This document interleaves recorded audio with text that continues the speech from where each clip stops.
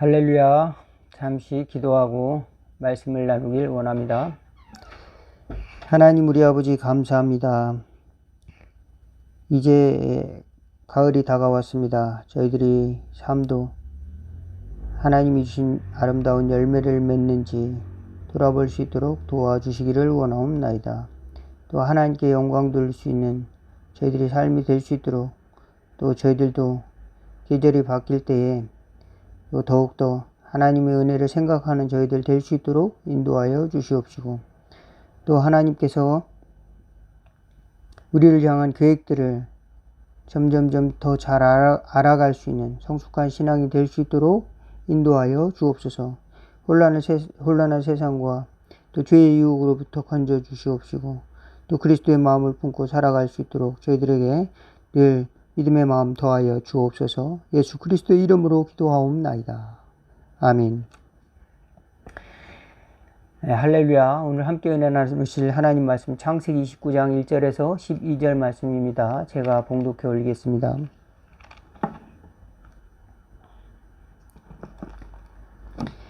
야곱이 길을 떠나 동방 사람의 땅에 이르러 본즉 들에 우물이 있고 그 곁에 양 세 떼가 누워 있으니 이는 목자들이 그 우물에서 양 떼에게 물을 먹임이라. 큰 돌로 우물 아귀를 덮었다가 모든 떼가 모이면 그들이 우물 아귀에서 돌을 옮기고 그 양 떼에게 물을 먹이고는 우물 아귀 그 자리에 다시 그 돌을 덮더라. 야곱이 그들에게 이르되 내 형제여 어디서 왔느냐? 그들이 이르되 하란에서 왔노라. 야곱이 그들에게 이르되 너희가 나홀의 손자 라반을 아느냐? 그들이 이르되 아노라. 야곱이 그들에게 이르되 그가 평안하냐? 이르되 평안하니라. 그의 딸 라헬이 지금 양을 몰고 오느니라.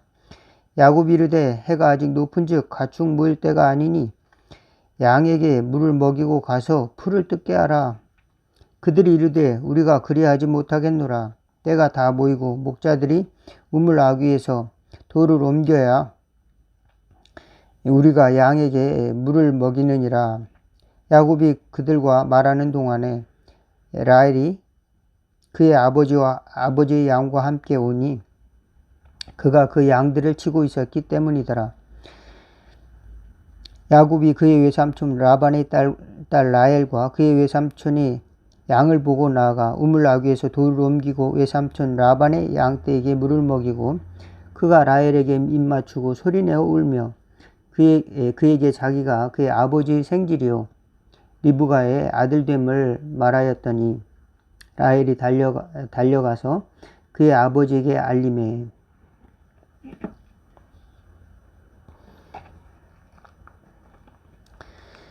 오늘은 형 에서의 낯을 피해서 하란으로 가는 과정에서 이제 하란 근방에 도착해서 조카 라헬과 또 라반을 만나는 그 과정에 대해서 성경에 기록한 부분을 읽어드렸습니다. 야곱은 형의 축복권, 장자권과 축복 권리를 빼앗아서 도망자의 신세가 되었죠. 도망자의 신세가 되었다가 이제 루스라고 하는 베델에 이르러서 그곳에서 하늘로 솟아오른 사닥다리를 봅니다. 그곳에서 여기가 하나님의 집이구나. 그리고 베델이라고 이름을 명하고 또 여기에 하나님이 계셨구나. 그리고 하늘의 문이구나. 그리고 하나님과 서약을 합니다. 나를 평안히 돌아오게 하시면은 먹을 옷과 입을 옷을 주시고 평안히 고향으로 돌아오게 하면 내가 여기가 하나님의 집이 되고 나는 10분의 1을 하나님께 드리겠어요 라고 서원을 하고 이제 얼마나 배고프고 또 힘들겠어요. 정처 없이 그 길 가다가 이제 하란이 어딘지 정확히 알지 못하니까 이제 하란 쪽으로 가다가 하란 쪽에서 오는 양떼를 어느 정도 거리에서 양떼를 치는 목초지 근방까지 간 겁니다. 그곳에 우물에 이르러서 라반의 딸 이제 라헬을 만나게 되는 것이죠. 외삼촌의 딸을 만나게 되는 것이죠. 근데 그 우물에 다른 양떼를 이제 먹이고 있는 사람들이 양떼와 같이 있던 사람들을 만나게 되고, 당신이 어디서부터 왔느냐? 하란에서 왔습니다. 그러면 나홀의 손자 라반을 아느냐? 안다. 그의 딸이 저기 오는구나. 그러니까 멀리서 보니까 저 여자가 바로 내 조카란 말이냐 하고 이제 그 양떼를 몰고 오니까 그가 우물 아구에서 큰 돌이 있었다고 하는 것이죠. 돌을 옮겨서 양떼를 먹이고 자기가 그 조카 이제 자기가 리브가의, 그러니까 어머니 그 리브가의 아들임을 이제 고백을 하는 것이죠. 그리고 라반이 외삼촌인 것을 이제 고백을 하는 것이죠. 그리고 그에게 인사를 하고 엉엉 울었다고 하는 것이죠. 얼마나 정처 없고 또 외롭고 또 힘들었으면 그랬을까요? 남자가 처음 만난 그 여자 앞에서 엉엉 울었다고 그랬습니다. 큰 소리로 울었다. 우리는 살아가면서 하찮은 만남, 하찮은 만남이 있을 수 있을까요? 그렇지만 스쳐 지나가듯 만나는 무수한 사건들이 굉장히 많이 있고, 그 중에서 정말로 이것이 의미가 있구나 라고 생각하지 못했던 만남들도 무수히 많았을 겁니다. 그런데 돌이켜보면 그 사건이 얼마나 귀중한 것인가 라고 하는 것을 세월이 먼 훗날 깨닫게 될 것입니다. 왜 그럴까요? 오늘 본문에서 보면 알 수 있어요.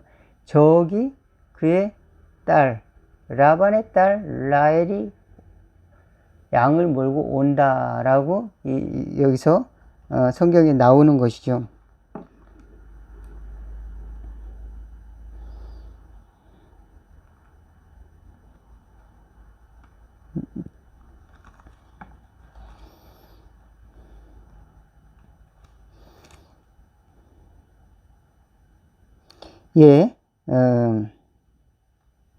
이 5절에 보니까 야곱이 그들에게 이르되 너희가 나홀의 손자 라반을 아느냐? 그들이 이르되 아노라.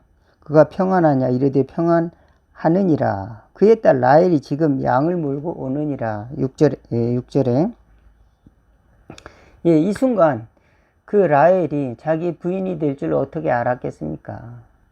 그의 딸이 이제 여자 목동이죠. 여자 목동이 이렇게 오고 있는 겁니다. 양을 치고 양을 몰고 오는 겁니다. 어떻게 알았겠어요? 만약 자기 부인 될 사람이 있으면 거기서 체면 불구하고 엉엉 울었겠습니까? 하여간 그 상황이 참 기가 막힌 상황인데 그 만남을 통해서 하나님은 그 라헬을 부인으로 삼도록 하나님이 도와주셨고, 야곱은 적극적으로 그들에게 도움을 주죠. 기여를 합니다. 양에게 물을 먹일 수 있도록 큰 돌을 옮겨주고, 그리고 나중에 이제 라반을 만났는데 라반이 야 너야말로 나의 피와 살이구나, 나의 진짜 혈육이다 이렇게 하고 그를 끌어안고 입 맞추고 자기 집으로 들입니다. 생각해보면 당시에 여자가 그 목동이 일을 하는 것은 남자들이 인력이 부족했을 수도 있지 않을까 하는 생각을 잠시 해봅니다. 여자들도 목동 일을 할 수가 있겠지만 남자들이 많지 않았다. 양을 먹일 사람들이 많이 필요했는데 일꾼이 부족했다는 것을 생각을 해볼 수가 있을 것입니다. 왜냐하면 야곱이 그곳에서 라반의 집에서 한 달을 머물렀는데 그냥 머무른 것이 아니라 열심히 일을 도와주었습니다. 그러니까 한 달 동안 품삯도 주지 않고 그냥 일을 시킨 겁니다. 그러니까 야, 너 아무리 조카지만 내가 그냥 일 시킬 수는 없지 않느냐. 네가 얼마를 요구하는지 네가 한번 품삯을 네가 한번 얘기해봐라, 이렇게 얘기하는 겁니다. 그 라반이 조카한테. 그래서 내가 그러면 라헬을 위해서 7년을 여기서 일을 하겠습니다, 이렇게 이제 약속을 합니다. 근데 그렇게 하자고 그래놓고 속입니다. 야, 나중에 7년이 지난 후에 우리 지방에서는 법이 큰딸 먼저 시집 보내는 거라 작은 딸은 먼저 시집 보낼 수 없다, 그렇게 속이고, 야 그럼 큰딸도 데려가라. 그래서 다시 또 7년을 봉사하게 되고, 또 다시 또 재산을 또 조금 어느 정도 키우기 위해서 6년을 또 거기서 이제 일을 하는데 10번이나 품삯을 속였다 그랬습니다. 20년을 그곳에서 고생하면서 양치기는 일을 했죠. 양치는 일은 아주 잘했던 것 같습니다. 왜냐하면 아버지도 목축업을 했고, 이 야곱의 그 할아버지 이삭, 이제 아브라함도 목축업을 했기 때문에, 그래서 어쨌든 하나님의 도우심으로 그가 나중에 부자가 되어서 이제 고향으로 어느 정도 가문을 이루어서 집으로 돌아오는데, 하나님이 함께 하셨다는 것에 핵심이 있습니다. 하나님이 함께 하셨다. 하나님이 함께 하셨는데 바로 그 순간 정말로 힘들게 만나서 어렵게 하란에 도착하는 과정에서 하나님이 함께 하셨구나, 하나님이 나를 인도하셔서 순적하게 이 친척을 만나게 해주셨습니다, 이렇게 생각하면서 감격에 차서 눈물을 흘렸을 수도 있을 것입니다. 하여간 하나님께서 함께 하셔서 우리는 지금도 살아서 우리 하나님의 일을 할 수 있고, 또 하나님이 영광을 위해서 살아갈 수 있다는 사실을 믿으시기 바라겠습니다. 왜 그러냐면 우리는 알 수가 없죠. 하나님이 함께 하시는지 안 하는지 잘 모르겠어요 라고 하는 사람도 있겠지만, 저도 돌이켜보니까 20년 전에 33년 전에 제가 그 친구를 만나서 처음에 예수님을 어떻게 만나게 됐을까. 그 친구를 따라서 고등학교 때 교회를 갔었거든요. 고등학교 때 이제 교회를 갔었는데, 침례교회를 갔는데 사형리라는 것을 알려주었습니다. 전도사님이, 그때 담임 전도사님이, 침례교 그 담임 전도사님이 하나님이 너를 사랑하시고 또 인간은 다 죄인이라 도덕이라든지 지식이라든지 과학이라든지 아무런 인간의 노력으로는 하나님의 영광에 이 높이에 오를 수가 없다.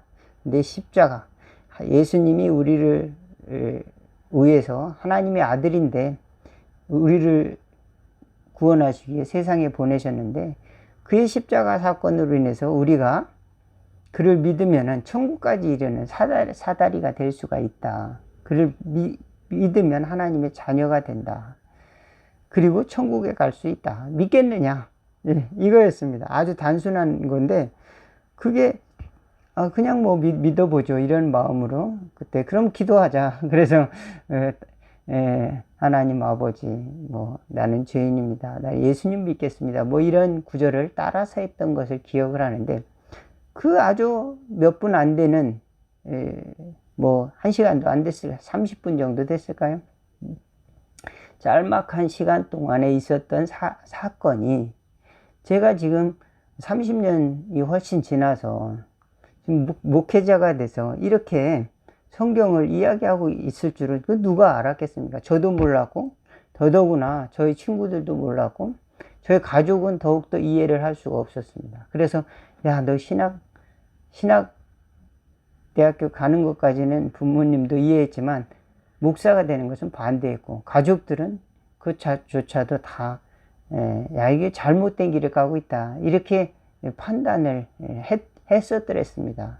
근데 사실은 저도 명확하지 않았어요. 왜냐하면 저도 예수 믿는 길이 어떤 길인 것인가, 혹은 목회자의 길은 또 어떤 길인가를 전혀 알지 못했기 때문에 아주 알지 못했던 길을 가고 있는 겁니다. 그렇기 때문에 저는 보호막이 필요했어요.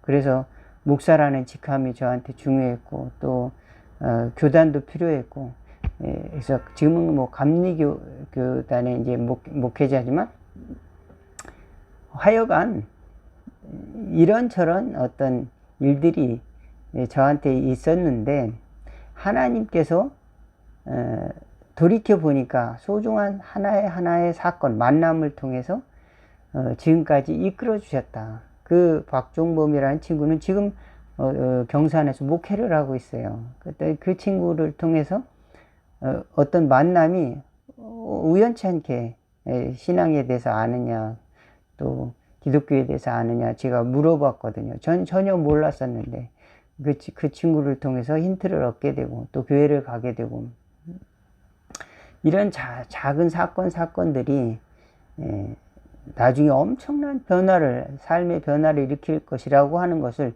누가 알았겠습니까? 예. 아무도 알지 못하지만 또 당사자도 알지 못하지만 어떤 사람은 그걸 멀리 바라볼 수 있는 해안이 있는 사람도 있겠지만 대부분의 사람들은 잘 몰라요. 요셉도 잘 알지 못했고 또 야곱도 몰랐고 아브라함도 잘 몰랐습니다. 그래서 히브리서의 기자에 보면은 아브라함이 그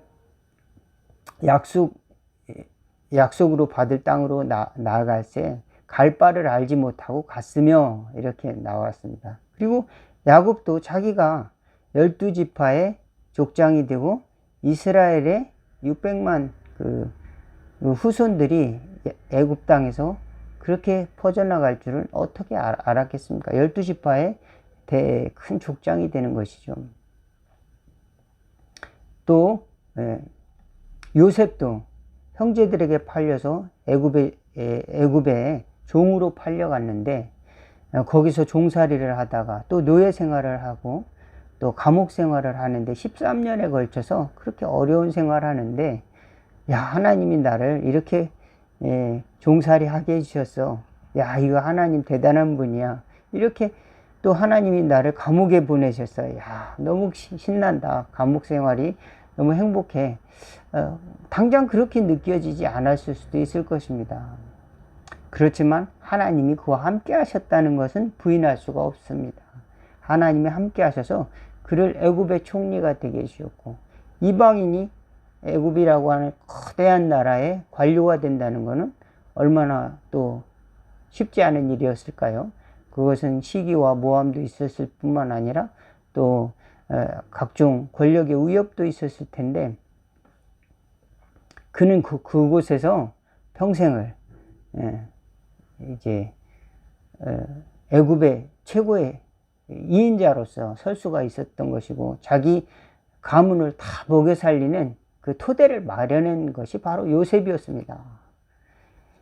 근데 요셉이 당시에 형제들에게 팔려서 애굽으로 가지 않았더라면은 이런 일은 전혀 일어날 수가 없었던 것이죠. 그러나 요셉은 깨달을 수가 없었을 수도 있습니다. 아, 내가 왜 이렇게 무슨 타고난 잘못을 저질러서 내가 이렇게 형제들의 시기를 받아서 이렇게 그것도 은 30에 팔려서 은 20, 돈 몇 푼에 팔려서 이곳에 예수님처럼 이 애굽으로 이렇게 먼 나라에 가서 종살이하고 또 감옥 생활까지 해야 되는가? 은 20에 팔려서 그렇게 스스로 생각할 수도 있었지만 하나님께서는 그를 계획하고 계시고 또 준비하고 계시고 또 구원을 위한 놀라운 하나님이 준비 과정이 있다. 저와 여러분도 예수님을 믿고 또 오늘 신앙생활을 하는 것은 여러분의 아버지의 아버지, 그 아버지의 하나님이 함께 하신다. 하나님이 함께 하신다. 그리고 창세전에 계획하신 하나님 아버지가 계시고 또 아담 이후로 하나님께서 택해서 하나님이 영적인 후손이 되기 위해서 우리에게 오늘 예수님 믿게 해주시고 성령을 보내주셨다는 사실을 꼭 믿으시기를 주의 이름으로 축원을 드리겠습니다. 주님은 여러분을 구원하시기 지금도 역사하시고 앞으로도 역사하시는 연속적인 구원의 역사를 이루어가고 계신다. 예, 하나님이 계시지 않았더라면 어쩔 뻔했습니까? 이런 계획을 생각할 수도 없었고, 또 어쩌면 내 뜻대로 살고 말 거야. 세상은 살 가치가 없어. 절망적이야. 라고 절망 가운데 빠졌을 수도 있을 것입니다. 그러나 아브라함도 그렇고 야곱도 요셉도 또 이삭도 그렇지 않고 절망하지 않았습니다. 다시 도전하고 믿음으로 다시 도전하니까 하나님께서 그와 함께 하시는 것을 분명히 보여주셨습니다.